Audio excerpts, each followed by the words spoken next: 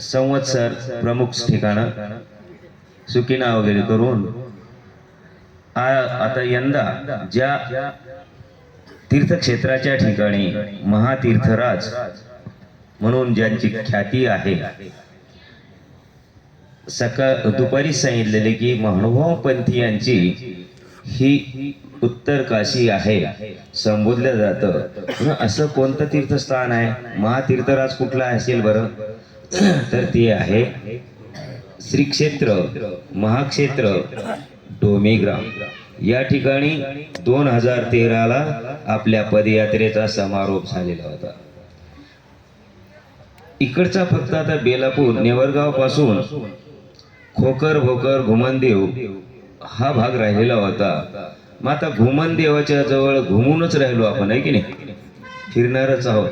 आणि मग थोडंसं जे समोरचे जे स्थान आहेत तेवढे कशाला सोडायचे? भरपूर स्थान आहेत, योग्यताकारक स्थान आहेत, पात्रताकारक स्थान आहेत, कर्मनाश करणारे स्थान तिथे आहेत, बेड्यातून मुक्त करणारी स्थान आहेत, बंधनातून वेगळं करणाऱ्या स्थान आहेत. हे या स्थानांचा महिमा जसे माईमट्टाला निरूपण केलेलं आहे कोणी? आपल्या सर्वज्ञ श्री चक्रधर प्रभूंनी. बोध जो झाला दिला तो तिथेच दिलेला आहे. त्यांच्यापासून तर साधा छोटा उड्या मारणारा प्राणी म्हणजे बेडूक, त्याला देखील आकर्षण निर्माण झालं.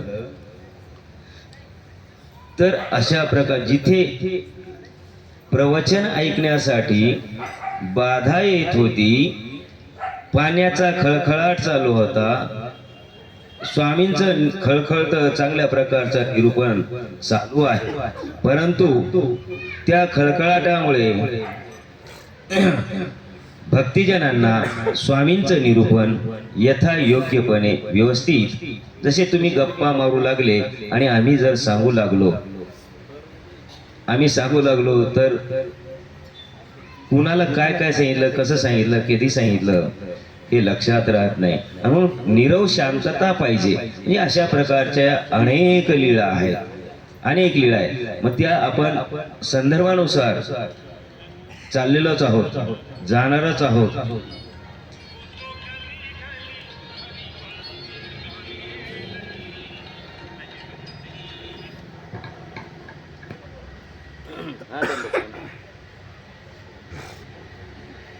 या या या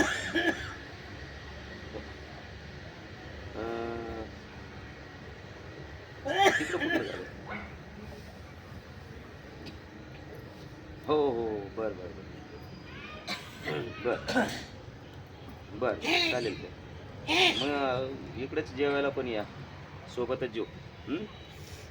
हा आपल्या मंदिरमध्ये या. हो हो चालते चालते. हो दंडक.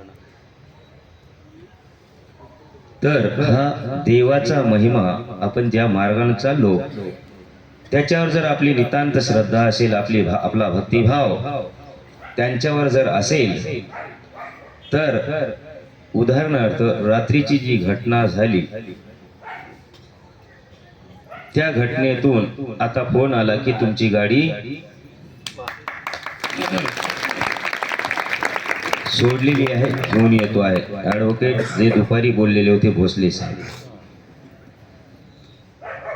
सगळे कागद व पत्र वगैरे सगळी पूर्तता केली आणि गाडी आपल्या ताब्यात मिळाली.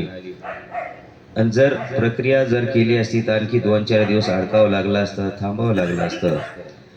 परंतु आपल्या सर्वांचे वेगवेगळ्या भक्तांचे संपर्क ज्या जिकडे ज्या नेत्याकडे असतील, त्या खात्याशी संबंधित असतील, त्या सर्वांचे फोन श्रीरामपूरमध्ये पोहोचले.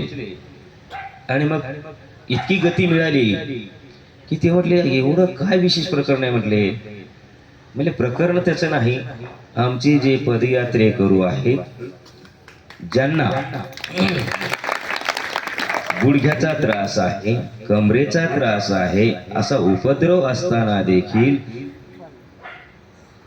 जेवढं चालता येईल तेवढं चालण्याचा ते प्रयत्न करतात आणि जिथे थकले त्यावेळेला गाडीमध्ये बसतात.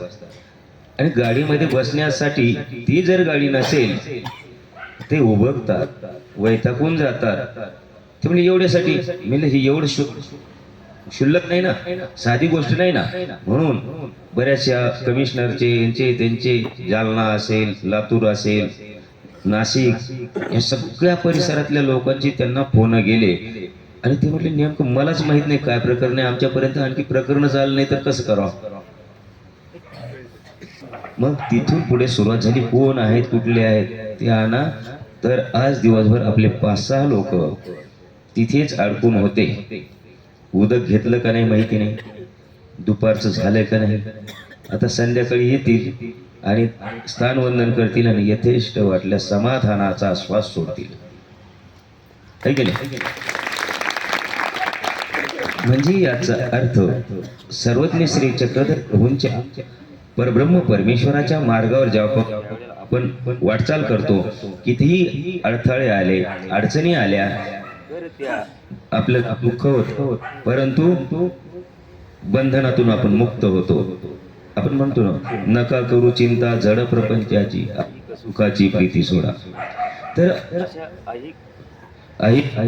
ज्या वेळेला आपण अपेक्षा सोडून देतो आणि परमार्गाबद्दल, पारलौकिक सुखाबद्दल, समाधानासाठी आपण तिकडे जातो, वाटचाल करतो, तर परमेश्वराचं सहाय्य होतं. तुम्ही दिवसभर चालता फिरता थकता आणि शेवटी संध्याकाळी जेवण्याची अपेक्षा बऱ्याचशा कोणाला नसते. जेवावं असं काहीच वाटत नाही. ते म्हणतात फक्त आता थोडं जागा कुठे बघू द्या, पट्टीसाठी जागा बघू द्या आणि मोठा प्लॅटफॉर्म धरून येथेच घोरत झोपू द्या. गाड्या तर काही काही ट्रॅक्टरला राहतात ना, नांगरटीला वेळच लागत नाही, सुरूच होतात लगेच. तर हे आहे समाधान. कशाचं? हे परमेश्वराच्या दैवी चमत्काराचं हे लक्षण आहे. आणि म्हणून ज्या वेळेला तिकडचा तो क्रम झाला, त्या क्रमामध्ये आम्हाला वाटलं की भरपूर स्थान आहेत, लाभ मोठा मिळणार आहे. म्हणून आपण यंदा काय करू, नेवरगाव पासून उरलेली ही जी स्थानं आहेत ती घेऊन डोमेग्रामला आपण समारोप करायचा आहे. मग नियोजनाला ज्या वेळेस आलो त्यावेळेला तुम्हाला तर सांगितलं, सुरुवातीला 5 नंतर 3 म्हणजे 8 आम्ही आलेलो. नाव तर प्रत्येक वेळेला सांगितलेलंच आहे. तर ज्या वेळेला आलो त्यावेळेला ज्यांच्याकडे यंदाचं साल आहे, वर्ष आहे, असे परमपूज्य परमादरणीय केमकर बाबाजी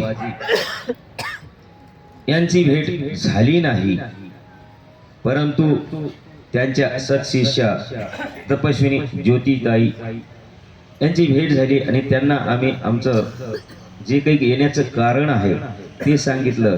ते म्हटले काही हरकत नाही, आमच्याकडून जी चटणी भाकरी जी सेवा आहे ती आम्ही कोणाकडूनही वर्गणी मागणार नाही. आमच्याच दक्षिणामध्ये जमा झालेला जो पैसा असेल, आम्हाला जे मिळालेलं असेल आमच्या दैवानुसार तेच तुम्हाला देऊ.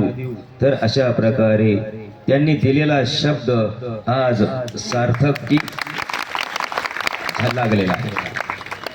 त्यानंतर जुने आमचे सन्मित्र ज्यांची आज पदयात्रा सुरू झालेली आहे ते महंत परमपूज्य परमादरणीय कृष्णराज बाबाजी लाड, ज्यांनी त्यांच्या चक्रधारी सेवा मंडळाच्या पदयात्रेमध्ये गेले असतील, सामील झाले असतील ना, त्यांना माहिती आहे, त्यांना ठाऊक आहे. पत्रिका आणि पोस्टर आलो, त्यांची तब्येत चांगली नव्हती, आजारी होते. त्यावेळेला त्यांना भेटलो आणि ते असं काय म्हणलं, काही नाही येतो आहे. आणि त्यांनी मग त्यांची पत्रिका दाखवली. म्हणजे ठीक आहे, तुमची 26ला आहे ना, तर एक दिवस थांबा, भेट होईल आपली, आम्हाला आनंद होईल. ते म्हटले आता निश्चित झालेलं आहे, जबाबदारी आहे. मग ते त्याच्यामुळे ते पदयात्रेला गेलेले आहेत. तरी परंतु ताई जे आहेत त्यांच्या तिकडे, त्या ताई यांना त्यांनी निरोप देऊन सांगितलं की जे येतील ना त्यांना आपल्याकडून जी काही थोडीफार का होत नाही, खारीच्या वाटासारखी का होत नाही सेवा घ्यावी, आपण आपल्याही पदरात काहीतरी पुण्य पाडून घ्यावं. म्हणून त्यांनी सकाळी चहा, इथला बाबांचं तर आहेच, चहा आणि चहासोबत जे काही त्यांना दान द्यायचं आहे आपणा सर्वांसाठी ते त्यांच्याकडून आहे. आता त्याच्यानंतर आमचे दुसरे सन्मित्र गुरुबंधू परमपूज्य परमादरणीय कांतीलाल बाबाजी लाल. कांतीलाल बाबा आता पाठीमागे आहेत. त्यांना फोन केला, तुम्ही दिसत नाही, तुम्ही पदयात्रेमध्ये गेलात का? नाही म्हटले, मी इथंच आहे, तिकडच्या स्थानावर आहे, तिकडची सेवा झाली की मी इकडे येणार आहे. मग आपले प्रवचन निरूपण वगैरे चालू होतं म्हणून ते भेटले नाही. आता भेटून आलो. त्यांनी सांगितलं इकडचे काही 2-4 संडास सुधारणार आहे. म्हणजे हे सहकार्याची जी भूमिका आहे, आपुलकीची जी भूमिका आहे, आपलेपणाची जी भावना आहे, काही सांगायचं काम पडलं नाही. मी काही विचारण्याच्या अगोदरच त्यांनी सांगितलं तिकडे 5-6 संडास आहेत. म्हणजे हे परमप्रीतीचं जे लक्षण आहे. परंतु पाणी भरपूर आहे, पाण्याचा उपयोग करा. नाहीतर तुम्हाला नेहमीचं उदाहरण